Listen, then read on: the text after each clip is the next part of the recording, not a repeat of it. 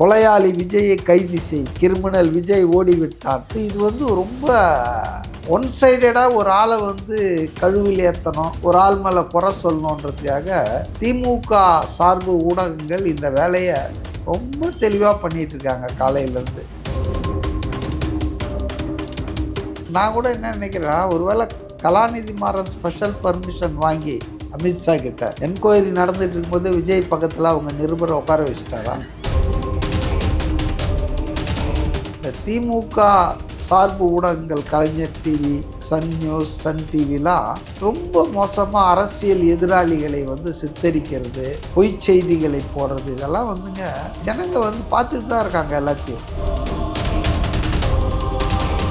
விஜயிடம் கிடுக்கி பிடி சிபிஐ, கிடுக்கியை இவங்க தான் பிடிச்சிட்டு இருந்தாங்க போல இருக்கு, இந்த பத்திரிக்கையாருங்க தான். இது யாரோ யூடியூபர் பண்ணிட்டா உடனே காவல்துறையில் அரெஸ்ட் பண்ணுறாங்களா? இப்போ சன் நியூஸே பண்ணிகிட்டு இருக்குதா? சன் நியூஸை யார் போய் கைது பண்ணுறது?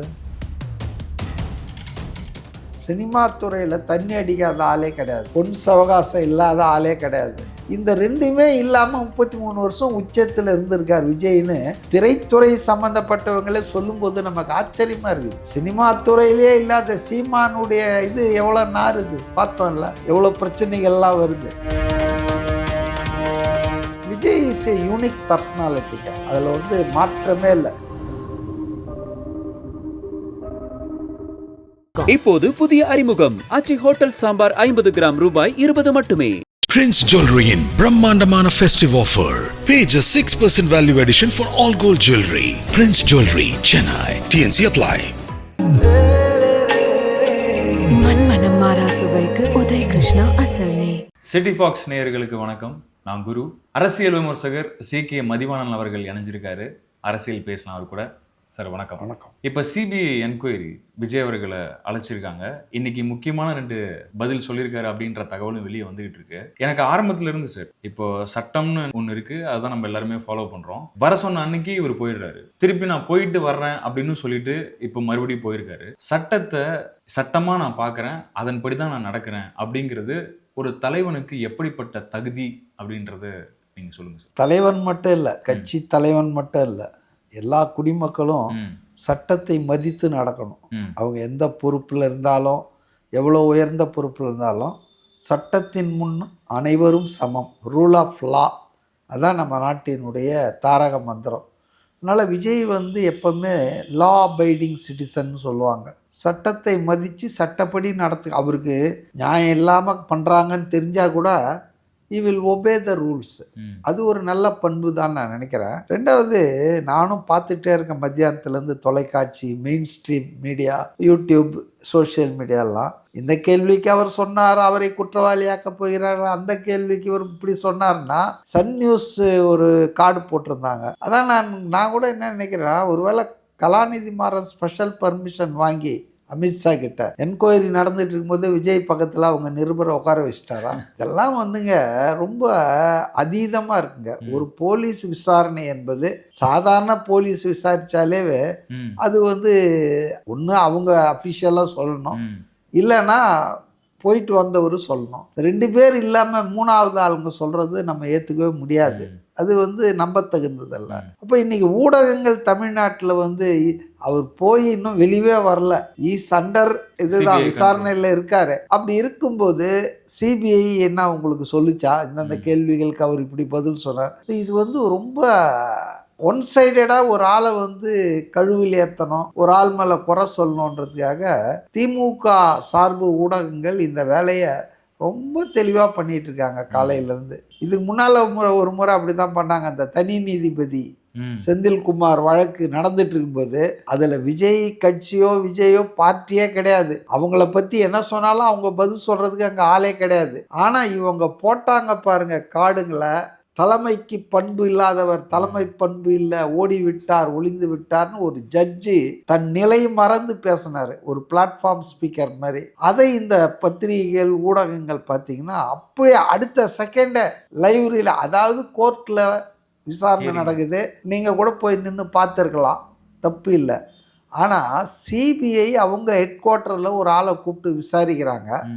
அந்த விசாரணையில் இந்த கேள்விகள் கேட்கப்பட்டது, அவர் இப்படி பதில் சொன்னார்லாம் நம்ம பேசுறது அது சரியாது. அதாவது இது வந்து நீங்கள் சொன்னீங்கல்ல சட்டம் படி நடந்துக்கிறதுன்னு, அதுபோல் சில ஊடக தர்மமும் ஒன்று இருக்குது. ஊடக தர்மம் என்பதுன்னா உண்மையான தகவல்களை மக்களுக்கு சொல்லணும். வியூஸ் நம்மளது என்ன ஒன்றா இருக்கலாம், ஆனால் நியூஸ் வந்து பக்காவாக கொடுத்துடணும். அப்போ இன்றைக்கி வந்து ஊடகம் தமிழ்நாட்டில் வந்து அடிமை ஊடகங்களாக மாறி, அதுவும் குறிப்பாக இந்த திமுக சார்பு ஊடகங்கள் கலைஞர் டிவி, சன் நியூஸ், சன் டிவிலாம் ரொம்ப மோசமாக அரசியல் எதிராளிகளை வந்து சித்தரிக்கிறது, பொய் செய்திகளை போடுறது, இதெல்லாம் வந்துங்க ஜனங்க வந்து பார்த்துட்டு தான் இருக்காங்க எல்லாத்தையும். கனிமொழியும் ராஜாவும் அரெஸ்ட் ஆகும்போது டெல்லியில் அந்த 2G வழக்கில் நான் இப்போ டெல்லியில் இருந்தேன். எல்லா நியூஸையும் பார்த்தேன், எல்லாத்துலேயும் தலைப்பு செய்தி அதுதான். ஆனால் அந்த தினகரன்லேயோ நம்ம சன் நியூஸ்லேயோ அது ஒரு செய்தியே இல்லை, நியூஸ் வேல்யூவே இல்லை. அப்படின்னா சன் டிவிக்காரன் என்ன சொல்கிறானோ அதுதான் நியூஸு நமக்கு. அதாவது அவங்க என்ன நினைக்கிறாங்கன்னா, இந்த ஜனங்களுக்கு இதை சொன்னால் போதும், இதை நம்ம சொல்ல வேணாம். அது இல்லை ஊடகம். ஊடகம் என்பது எல்லாத்தையும் சொல்லிடணும், உண்மையானவற்றை சொல்லணும். மக்கள் அதிலிருந்து அவங்க வியூஸ் ஃபார்ம் பண்ணிக்குவாங்க. ஊடகத்தில் இந்த தலையங்கம்னு இருக்கிறதே அந்த மீடியாவினுடைய கருத்தை சொல்கிறதுக்கு தான், எடிட்டோரியல்னு.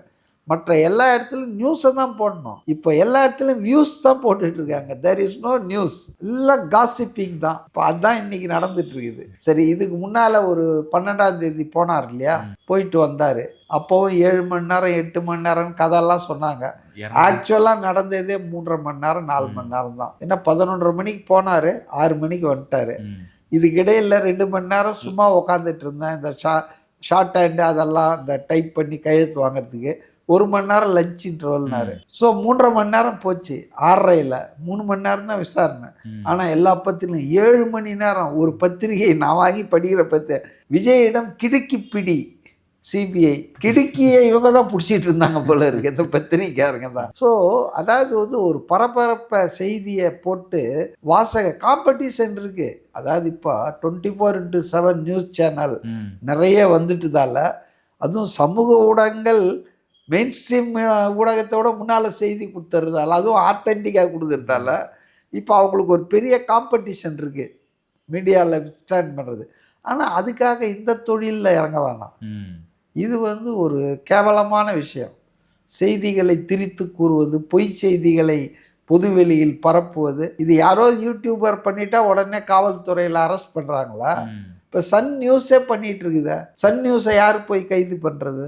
பண்ணுவாங்களா யாராவது? ஸோ இது வந்து ஊடக அதர்மம் தாங்க நடக்குது. இதுக்கு முன்னாடி ஒரு சில அமைச்சர்கள் மேலே, ஒரு சில சட்டமன்ற உறுப்பினருக்கு மேலாம் ஏதாவது ஒரு கேஸ் இருந்ததுன்னா அவங்க போக மாட்டாங்க, தள்ளி போடுவாங்க. அந்த மாதிரி இருக்கிற நேரத்தில் இப்படி ஒரு உதாரணமாக இருக்கிறது எப்படின்ற பார்வையை தெரிஞ்சுக்கணும் தான். அதாவது எல்லாரும் நிர்வாணமாக ஓடிட்டு இருக்கும்போது ஊரில் ஒருத்தன் கோமணம் கட்டிட்டு ஓடினான்னா அவனை பார்த்து பைத்தியக்காரன்னாங்களாம். அதுபோல் விஜய் வந்து மற்றவர்கள் மாதிரி அவருக்கும் ஆலோசனை கொடுக்கப்பட்டதாங்க. நல்ல வேலை நீங்கள் கேட்டீங்க. இப்போ தான் சம்மன் வந்துருக்கு, உடனே போகணுன்னு அவசியம் இல்லை. நீங்கள் விட்னஸாக தான் கூப்பிட்றாங்க, நீங்கள் அக்யூஸ்டாலாம் ஒன்றும் கூப்பிடல. அதனால் 2-3 சம்மன் வரைக்கும் பார்க்கலாம், அவசரப்பட்டு போவானான்லாம் அவருக்கு அட்வைஸ் கொடுத்துருக்காங்க. ஆனால் விஜய் என்ன சொல்லியிருக்காரு தெரியுமா? இது நீங்கள் கேட்டிங்கன்னா அவங்க சொன்னது, அவங்க க்ளோஸ் குவார்ட்டரில் இருக்கிறவங்க சொன்னது தான். அவர் என்ன சொன்னாரா, நாம் எதுங்க அவாய்ட் பண்ணோம், நம்ம என்ன தப்பு பண்ணோம், நம்ம தானே கேட்டணும் சிபிஐ அந்த கோர்ட்டு மானிட்டர் ப்ரோப் அதானே நடந்துகிட்ருக்குது. இப்போ நாம் போய் ஃபுல்லாக கோஆப்ரேட் பண்ணோம். நமக்கு என்ன தெரியுமோ அதை என்ன கேட்குறாங்களோ அதுக்கு பதில் சொல்லணும். ஏன் அதுக்கு போஸ்ட்போன் பண்ணோம்? இல்லை நான் போகிறேன் அப்படின்னு. போன முறையாவது காலையில் புறப்பட்டு 11:30க்கு போயிட்டார். பனிமூட்டம்ன்றதால ஏர்போர்ட்டில் டிலே, அதனால் 1/2 மணி நேரம் தாமதம். இந்த வாட்டி உஷாராயிட்டார், முதல் நாளே போயிட்டார். ஈவினிங்கே போய் ரெஸ்ட் எடுத்து ஃப்ரீயாக அறக்க பறக்க ஓடாமல் ஃப்ரீயாக ரெஸ்ட் எடுத்துகிட்டு காலையில் பங்க்சுவலாக போயிட்டார். அதனால் இது வந்து அவரை பொறுத்தவரை அவர் மேன் ஆஃப் பிரின்சிபிள்ங்க. நான் சொல்லிகிட்டு இருக்கிறது தான் இது. அவர் வந்து ஒரு சில கோட்பாடுகள், சில பண்புகள், சில மரபுகள், இது அடிப்படையில் தன் வாழ்க்கையை, தன் பொது வாழ்க்கையை, சினிமா வாழ்க்கையை கூட. இப்போ கேள்வி தான் எந்த அளவுக்கு, சினிமா துறையில் தண்ணி அடிக்காத ஆளே கிடையாது, பொன் சவகாசம் இல்லாத ஆளே கிடையாது. இந்த ரெண்டுமே இல்லாமல் 33 வருஷம் உச்சத்தில் இருந்திருக்கார் விஜய்னு திரைத்துறை சம்மந்தப்பட்டவங்களே சொல்லும்போது நமக்கு ஆச்சரியமாக இருக்குது. சினிமா துறையிலே இல்லாத சீமானுடைய இது எவ்வளோ நாறுது பார்த்தோம்ல, எவ்வளோ பிரச்சனைகள்லாம் வருது. நம்ம தனிப்பட்ட வாழ்க்கையை விமர்சனம் செய்கிறதுல விருப்பம் இல்லை. ஆனால் சினிமா ஃபீல்டுன்னு போனாலே அங்கே எல்லா வயசும் வந்து ஒட்டிக்கும் உங்களுக்கு. ஆனால் ஒரு ஆள் வந்து 50 வயசு கீழே தான் இருந்திருக்காரு, ஒரு 30-25 வயசில் உள்ளே நுழைஞ்சிருக்காரு. அவர் வந்து அது வளர்க்கப்பட்ட விதம், அதை தான் நான் சொல்ல வரேன். அவருக்கு வந்து அவருக்கு எப்படி அப்பா அம்மா வளர்த்தாங்க, அவர் எப்படி வளர்ந்தார், எந்த சூழ்நிலையில் பண்புகள் அவருக்கு நல்ல பண்புகள் நல்ல குணங்கள் தரப்பட்டன. அதனால தான் நீங்கள் பார்த்தீங்கன்னா மற்றவங்கக்கிட்ட இல்லாத ஒரு விஷயம்லாம் அவர் கையில் இருக்கும். இப்போ நான் அடிக்கடி சொன்ன விஷயந்தான், ஒரு ஆள் போய் அவர்கிட்ட பேசிகிட்டு இருக்காருன்னா அவர் வந்து லிசன் பண்ணிகிட்டே இருப்பாராம். ஒரு மணி நேரம் இவர் பேசிகிட்டே இருந்தார்னா அவர் 3 நிமிஷம் தான் பேசியிருப்பாராம் ஏதாவது கேள்வி கேட்கறது, மற்றபடி ஃபுல்லாக லிசனர். அது ஒரு biggest qualification, greatest qualification for a leader. ஒரு தலைவன்றவன் வந்துட்டு நான் அடிக்கடி சொல்லுவேன், இந்த மோடி பார்த்தீங்கன்னா மன் கி பாத்னு ஒன்று பேசுகிறாரு இல்லையா, 11 வருஷமாக அவர் பேசுறதை எல்லாரும் கேட்கலாம், ஆனால் அவர்கிட்ட யாரும் பேசிட முடியாது. அது மாதிரி இல்லாமல் பேச விட்டுட்டு உங்கள் பேச்சை கேட்டுக்கிட்டு உள்வாங்கி உங்களை வந்து தேவையான இடத்துல மட்டும் இது இப்படியா அப்படியா இது ஏன்னு கேட்டு அப்போ உங்களுக்கு ஒரு கான்ஃபிடென்ஸ் வரும் இல்லை. இப்போ நீங்கள் ஒரு ஆளை பார்க்க போகிறீங்க, அவர் உங்களை பேசவே விடாமல் அவரே பேசி அவரே உங்களை பார்சல் பண்ணால் அது எப்படி இருக்கும்? அவர் உங்களை வரவேற்று அவரே வந்து டீ சர்வ் பண்ணுவாராம். விஜய்கிட்ட இருக்க பண்பு சொல்கிறேன், மனித பண்பு, இதெல்லாம் இது ஒரு பெரிய வர்ச்சுன்னு நான் சொல்ல. ஆனால் இவ்வளோ பெரிய உயரத்தில் இருக்கக்கூடிய ஒரு ஆள் அவர் வந்து சாதாரண தூய்மை பணியாளர்கள் 10 பேரை வர வச்சு அல்லது பரந்தூர் ஏர்போர்ட்டில் ஒரு போராடுற குழு வர வச்சு அவரே டீ எல்லாருக்கும் சர்வ் பண்ணுறதுன்றது அது ஒரு வர்ச்சுன்னு தான் நான் நினைக்கிறேன். அது ஒரு ட்ராமா, அது ஒரு எளிமையாக காட்டிக்கிறாங்க, அதெல்லாம் கிடையாது. நம்மெல்லாம் ஒன்று தாங்க, நம்மெல்லாம் ஒன்று தான். நல்லா ஃப்ரீயாக பேசுங்க, எந்த ரிசர்வேஷனும் வேண்டான்றது. இது வேற எந்த தலைவர் ஆளுங்கட்சி எதிர்கட்சி யாருமா அதெல்லாம் உண்டா? இப்படியெல்லாம் நடந்ததாக கேள்விப்பட்டிருக்கோமா? எம்ஜிஆர் தோட்டத்தில் கேள்விப்பட்டிருக்கேன். எம்ஜிஆரை யார் பார்க்க போனாலும் முதல்ல என்ன பண்ணுவாரா, சாப்பிடுன்னு வரோம். எம்ஜிஆர் தோட்டம் கார்டன் இருக்கு இல்லையா, ராமாவரம் கார்டன், அங்கே யார் எப்போ போனாலும் சாப்பிட்டியான்னு கேட்டு சாப்பிட்டா தான் பேச வைப்பாராம். ஸோ அது மாதிரி சில பேருக்கு சில தனி குணங்கள் இருக்குது. அது இவர் வந்து ஒரு ஜென்டில்மேனுங்க. ஆனால் ஜென்டில்மேனுக்கெல்லாம் வந்து அரசியல் லாய்க்கா அப்படின்னு யோசிச்சு பார்த்தா மிஸ்ஃபிட்டு தான். Politics is the last place for ஸ்கவுண்டரல்ஸ்ன்னு சொல்லி பிளாட்டோ என்ற கிரேக்க அறிஞர் சொல்லியிருக்காரு. அதாவது அயோக்கியர்களின் கடைசி புகலிடம் அரசியல் அப்படின்னு அவர் சொல்லியிருக்காரு. அவர் எவ்வளோ வருஷம் ஆராய்ச்சி பண்ணி சொல்லியிருப்பார். ஆனால் நான் என்ன சொல்கிறேன்னா, இப்போ இந்தியாவிலையும் தமிழ்நாட்டிலையும் அயோக்கியர்களின் முதல் புகலிடமே அரசியல் தான், கடைசின்னு தான் அவர் சொன்னார். நம்ம ஆளுங்க வரும்போதே லா காலேஜ் முடிச்சுட்டு வரும்போதே ஒரு இண்டஸ்ட்ரி மாதிரி நினைக்கிறாங்க அரசியலில். இந்த பின்னணியில் நம்ம சமூகம் சீர்குலைந்து இருக்கும்போது ஒரு மனுஷன் 50 வயசில் வருஷத்துக்கு ஒரு 500 கோடி 1000 கோடி சம்பாதிக்கிறாள், இன்னும் ஒரு 20 வருஷம் சம்பாதிக்கலாம். அதெல்லாம் விட்டுட்டு மக்களுக்காக வராரும்போது உங்களுக்கு ஆச்சரியப்பட தோணலையா? காசே தான் கடவுளடான்னு காசுக்காக என்ன வேலையும் செய்ய தயார்ன்ற ஒரு சமூகம் இங்கே மலிஞ்சு இருக்கும்போது ஒரு மனுஷன் வந்து எனக்காக இவங்கெல்லாம் இவ்வளோ ஹெல்ப் பண்ணியிருக்காங்க, ஸோ நான் அவங்களுக்காக rest of my life dedicate பண்ணுறேன்னு சொன்னால் நம்மளால் நம்ப முடியுதா? சும்மா அடித்து விடலாம், ஏழையின் சிரிப்பில் இறைவனை காண்பேன்னு. எந்த ஏழையை இவங்க கண்டாங்க, எந்த இறைவனை இவங்க கண்டாங்க? இவங்க கண்டதெல்லாம் குடும்பத்துக்கு சொத்து சேர்த்துறது தான். அதனால் விஜய் இஸ் ஏ யூனிக் பர்சனாலிட்டிங்க, அதில் வந்து மாற்றமே இல்லை. அவர் அரசியலுக்கு வராரா, வெற்றி பெற போகிறாரா, அவரை என்ன பண்ணுவாங்க ஏதுன்னா, ஆனால் எல்லாருக்கும் ஒரு அச்சம் வந்துடுச்சுங்க அவரை பார்த்து. நிச்சயமாக நீங்கள் அதை ஒத்துக்குவீங்கன்னு நினைக்கிறேன். ஆளுங்கட்சி, ஆண்ட கட்சி, எக்ஸ்பீரியன்ஸ் பார்ட்டி, நியூ பார்ட்டி, எல்லா பார்ட்டிக்கும் வந்து என்ன இந்த ஆள் எதுலேயுமே வந்து மாட்ட மாட்டேன்றானே, சிக்க மாட்டேன்றானே. எல்லாருமே பேசிட்டு இருக்காங்க அவரை பற்றி, அவர் பேச மாட்டேன். அதுதான் அவருடைய சிறப்பே. என்னன்னா அவரை பற்றி உலகமே பேசிட்டு இருக்குது, அவர் அமைதியாக இருக்கிறாரு. ஆனால் அவர் சொன்னார், எல்லாரும் வந்து கட்சியை ஆரம்பிச்சுட்டு தான் ஒவ்வொருத்தர் வீட்டுக்காக வருவாங்க, நான் எல்லார் வீட்லேயும் வந்த பிறகு தான் கட்சியை ஆரம்பிச்சுக்கிறேன்னு சொன்னார் ஒரு கூட்டத்தில். So is inside every household of Tamil Nadu. கேரளாவில் கூட இருக்காருன்னு நான் சொல்ல முடியும், ஏன்னா என்னுடைய பர்சனல் எக்ஸ்பீரியன்ஸ். பாத யாத்திரை நடத்தியிருக்காங்க சார். அதாங்க கேரளாவில் வந்துங்க அவர் வந்து நிச்சயமாக பேர் இப்படி வச்சிருக்க வேணாம், தமிழக வெற்றி கழகம்னு ஏதாவது ஒரு காமனாக வச்சுருந்தாருன்னா he will have his own sphere of influence in Kerala, Telangana, Andhra, Karnataka, Pondicherry, besides Tamil Nadu. So அவர் ஒன்றும் அவ்வளோ சாதாரண ஆட்கள் இல்லைங்க. அவருக்கு வந்து கமிட்டட் ஃபாலோவர்ஸ் இருக்காங்க. அவங்கள அந்த ஃபாலோவர்ஸுக்கு இந்த பேர் ஒன்றும் பெரிய விஷயமா இருக்காதுன்னு நான் நினைக்கிறேன். பரவாயில்ல, அவர் ஏதோ தோணிருக்க வச்சுட்டு போயிருக்காரு, நம்ம சப்போர்ட் அவருக்கு தான் அப்படின்னு தான் சொல்கிறாங்க எல்லாரும். சொல்கிறாங்க. ஆனால் ஒரு இது இருக்குல்ல, எதுக்காக வந்து இந்த சந்திரசேகர் ராவ் தெலுங்கானா ராஷ்ட்ரிய சமிதியை பாரதிய ராஷ்ட்ரிய சமிதின்னு மாற்றினார்? ஏன் வந்து எம்ஜிஆர் வந்து அண்ணா திமுகவை அகில இந்திய அண்ணா திராவிட முன்னேற்ற கழகம் மாற்றினார்? இன்க்ளூசிவ்னஸ். அதாவது இந்தியா பூரா பாம்பேயில் இருக்காங்க, மாதுங்காவில், தாராவியில் தமிழர்கள், கேரளாவில் இடுக்கியில் இருக்காங்க, பெங்களூரில் இருக்காங்க.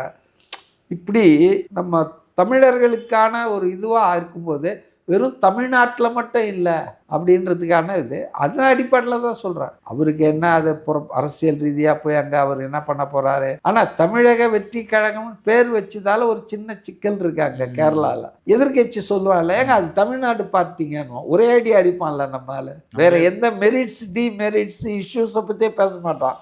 ஏங்க அது தமிழ்நாடு பார்ட்டிங்க, தமிழாளுங்க, நமக்கு ஒன்றும் பாண்டிங்க அப்படின்றோம். ஸோ அதை தவிர்த்து இருக்கலான்றது தான் என்னுடைய இது. தொடர்ச்சியாக ஒரு சில பட்டிமன்றங்கள்லாம் நான் பார்த்துட்டே வந்துட்டுருக்கேன். அதில் அவங்க வைக்கக்கூடிய விமர்சனங்கள் எல்லாமே இந்த கட்சியில் இந்த முரண்பாடுகள் இருக்குது, இந்த கட்சி இதெல்லாம் சரி பண்ணலாம் அப்படின்னா நம்ம ஏற்றுக்கலாம், இல்லை சரி செய்யலாம். ஆனால் ஒரு சிலர் குற்றச்சாட்டு வைக்கும்போது 41 பேரை கொலை செஞ்சுட்டு ஓடி போனவர் தானே, இதையே மறுபடியும் சொல்லிட்டு இருக்காங்க. உண்மையிலேயே அவங்களுக்கு அக்கறை இருந்ததுன்னா 41 பேர் கொலை நடந்த இடத்த இவ்வளோ துச்சமாக அவங்க பேசி இன்னொருத்தரை விமர்சனம் செய்ய மாட்டாங்கன்னு ஒரு பார்வை இருக்குது. அதாவதுங்க இந்த அணுகுமுறையே தவறுங்க. இப்போ அப்படி பேசுகிறவங்கெல்லாம் பெரும்பகுதி திமுக ஆதரவாளர்கள், திமுக ஊடக பிரிவு அன்பர்கள் தான். ஆனால் அந்த நிகழ்ச்சி நடந்தப்போ முதல்வர் ஸ்டாலின் திமுக தலைவரே என்ன சொன்னார், எந்த கட்சி தலைவரும் அவங்க கட்சிக்காரன் சாவணும்னு விரும்ப மாட்டான், அதில் மகிழ்ச்சி அடைய மாட்டான், இப்படியெல்லாம் பேசாதீங்கன்னு சொன்னார். ஆனால் அவர் அப்படி சொல்லிட்டாரா, ஆனால் அவங்க கட்சிக்காரங்க இப்படி தான் பேசிகிட்டே இருக்காங்க. ரெண்டுக்கும் லிங்க் இல்லை. நான் சொல்கிற மாதிரி சொல்கிறேன், நீ பேசுகிற மாதிரி, நான் அடிக்கிற மாதிரி அடிக்கிறேன், நீ அழுகுற மாதிரி அழுவுன்ற கதையாக எனக்கு தெரியாது. ஆனால் யோசிச்சு பாருங்கள், தன்னை பார்க்க பல மணி நேரம் காத்துட்ருக்கிற, தனக்காக கடும் வெயிலிலும் காத்துட்ருக்கிற, பட்னியாக இருந்தால் கூட நான் பார்த்துட்டு தான் போவேன்ற ஒரு ஆள் சாகணும்னு அந்த சம்மந்தப்பட்ட தலைவர் விரும்புவாரா, பிளான் பண்ணுவாரா? இப்போ எவ்வளோ மைண்டு வந்து ஸ்பாய்சன் ஆகிருக்கு. நம்ம அரசியல் ரீதியாக நீங்கள் விஜய் விமர்சனம் பண்ணலாம், நீங்கள் தமிழ் தேசியமா திராவிடமா, நீங்கள் எப்படி பெரியார் கொள்கைன்றீங்க, கடவுள் இதையும் ஏற்றுக்கிறீங்க, இதெல்லாம் நீங்கள் பேசுங்க. அவருடைய பொருளாதார கொள்கை, சமூக கொள்கை, சோஷியல் ஜஸ்டிஸு, இதெல்லாம் நீங்கள் விமர்சனம் பண்ணலாம். ஏன்னா ஒன்ஸ் ஒரு ஆள் அரசியலுக்கு வந்துட்டாருன்னா he should be ready to face all sorts of criticism. அதாவது பர்சனலாக இல்லாத வரைக்கும், ஆக்வர்டாக இல்லாத வரைக்கும், அநாகரிகமாக இல்லாத வரைக்கும் விமர்சனத்துக்கு அப்பாற்பட்டவர்கள் யாரும் கிடையாது பொது வாழ்க்கையில். அதனால் அவரை விமர்சனம் பண்ணுறது தப்புன்னு சொல்ல. ஆனால் இப்போ நீங்கள் சொன்னீங்க பாருங்கள், கொலைகாரன் ஓடி விட்டான். நான் உங்களுக்கு ஒரு உண்மையை சொல்கிறேன். இந்த சம்பவம் 2025 செப்டம்பர் 27 8:15 8:45 தான் இந்த கொலைகள், இந்த கொலைகள், மரணங்கள், விபத்து ஏதோ நடந்தது கரூரில். ஆனால் காலையில் 10:30 மணிக்கு போஸ்டர் ஓட்டுறாங்க, கொலையாளி விஜயை கைது செய், கிரிமினல் விஜய் ஓடிவிட்டான். என்னடா அமைப்புன்னு பார்த்தா தமிழக மாணவர் அமைப்பு. தமிழக மாணவர் அமைப்புன்னு ஒரு அமைப்பே கிடையாது. இல்லாத அமைப்பின் பேரால் ஒரு பொய்யான போஸ்டர், அவதூறு போஸ்டரு, அதை ஒற்றவங்க பேசிக்கிற காணொலி கேட்டேன் நான். திமுகவினுடைய முக்கிய பிரமுகர் செந்தில் பாலாஜி அவர்களுடைய ஒன் ஆஃப் தி பிஏ, நிறைய பிஏ வச்சிருக்கார், மினிஸ்டருங்க வச்சுக்குவாங்கல்ல நம்ம மந்திரி சபையில், போக்குவரத்து, தொழில்துறை, அப்புறம் உணவு பங்கீடுன்னு. அது மாதிரி செந்தில் பாலாஜிக்கு not one PA, there are several PAs. அதில் ஒரு பிஏ பேரை சொல்லி அவர் தான் அண்ணன் தான் அமிச்சார் ஒட்ட சொல்லின்னு சொல்லி சொல்கிறாங்க. அதெல்லாம் பதிவாக இருக்குது. அப்போ நான் என்ன கேட்குறேன்னா, ஒரு துயரம் நடந்திருக்கு, அப்படியே குடங்குடமாக தண்ணி வடிக்கிறீங்க ராத்திரி பூரா. இது எங்கே போஸ்டர் அடிச்சிங்க, எப்போ வந்து ஒட்டுறீங்க? அதே நாள் விஜய் வீட்டு முன்னால் நீலாங்கரையில் ஒரு 10 பேர் எல்லாம் திமுக சொம்புகள் ஆர்ப்பாட்டம் பண்ணுறாங்க. திமுக கட்சி பண்ணல. ஸோ இது வந்துங்க மலிவான அரசியலை நோக்கி நம்ம தமிழ்நாடு பயணிக்கிறது. அதுவும் 2026 சட்டமன்ற தேர்தல் என்பது ரொம்ப ஃபியர்ஸ் பேட்டிலாக இருக்க போகுதுங்க. நாமெல்லாம் எதிர்பார்க்குற மாதிரி இருக்க போகிறதில்ல. அன்பிரிடிக்டபிள். இப்போ இன்றைக்கி இருக்கிற நிலைமையை பார்த்தா விஜய் தனியாக கூட 234 தொகுதியும் போட்டி போட்டால் நான் ஆச்சரியப்பட மாட்டேன். போட்டி போடுறதில்ல. கூட்டணியெல்லாம் யாரையும் சேர்த்துக்காம அவருக்கு அவர் விரும்பிய கூட்டணி வரலன்னா தனியாக போனால் தான் நல்லதுன்னு நானும் நினைக்கிறேன். சும்மா இந்த லக்கேஜஸ்லாம் டிடிவி, ஓபிஎஸ் இதெல்லாம் பிரேமலதாவெல்லாம் தூக்கி போட்டு போகிறத விட தனியாக ஜெயலலிதா ஒரு வாட்டி அந்த மாதிரி பண்ணியிருக்காங்க. அவங்க மட்டும்தான் ஜெயிச்சிருக்காங்க. ஆமாம். அதனால் 234 தொகுதியிலையும் கூட தனியாக கூட அவர் போகலாம், ஒன்றும் பிரச்சனை இல்லை. அவருக்கு வயசு இருக்குது, age is on his side. இந்த முறை 50-60 வந்து எதிர்கட்சி, அடுத்த முறை அவரை யாரும் ஒன்றும் பண்ணிக்கவே முடியாதுங்க அவருடைய பர்ஃபார்மன்ஸை வச்சு. இந்த முறையே அவர் முதல் கட்சியாக வந்தாருன்னா கூட நான் ஆச்சரியப்பட மாட்டேன். ஏன்னா அந்தளவுக்கு கிரவுண்ட் ஸ்வெல் சப்போர்ட் வந்து ஏறிட்டே இருக்குது. 10% தொடங்கினாங்க கட்சி தொடங்கும்போது, அப்புறம் 15 20 25, இப்போ 30% இருக்குதுன்றாங்க. இதெல்லாம் கிடைக்குமா சார்? எல்லாமே கணிப்பு தானே. கணிப்பு, மற்றதெல்லாம் நம்புறீங்க சார். உங்களோட நேரத்துக்கு ரொம்ப நன்றி சார். மீண்டும் சந்திப்போம். ரொம்ப நன்றி. இப்போது புதிய அறிமுகம் ஆச்சி ஹோட்டல் சாம்பார் 50 கிராம் ரூபாய் 20 மட்டுமே. Prince Jewelry in Brahmandamana festive offer. Pay just 6% value addition for all gold jewelry. Prince Jewelry, Chennai. TNC apply. மண்மனம் மாறா சுவைக்கு உதய் கிருஷ்ணா அசல் நெய்.